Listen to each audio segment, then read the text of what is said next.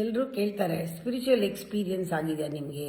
ನಿಮ್ಗೆ out of the body experience ಆಗಿದೆಯಾ, ಅದಾಗಿದೆಯಾ, ಇದಾಗಿದೆಯಾ, ದೇವ್ರು ಕಾಣುತ್ತಾ, ಲೈಟ್ ಕಾಣುತ್ತಾ ಅಂತ.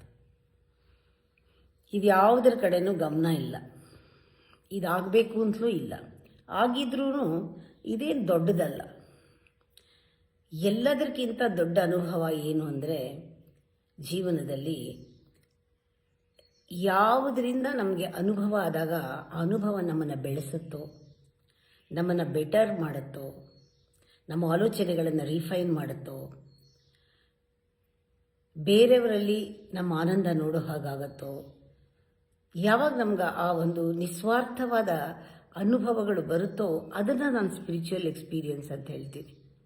ಅದರಿಂದ life experience is spiritual experience. ದೇವರು ಕಾಣಿಸೋದು, ನಮಗೆ ಅನುಭವ ಒಳಗಡೆ ಆಗೋದು, ಇದೆಲ್ಲನೂ ಭಾಳ ಪರ್ಸನಲ್. ಅದನ್ನೆಲ್ಲ ಇಟ್ಕೊಂಡು ನಮಗೆ ಸ್ಪಿರಿಚುವಲ್ ಎಕ್ಸ್ಪೀರಿಯನ್ಸ್ ಅಂತ ಹೇಳೋಕ್ಕಾಗಲ್ಲ. ನಮ್ಮ ಜೀವನನ ನಾವು ಯಾವ ರೀತಿ ರೂಪಿಸ್ಕೊಂಡಿದ್ದೀವಿ ಅದರ ಮೇಲೆ ಹೋಗುತ್ತೆ spiritual experience. Spirituality your hole growth.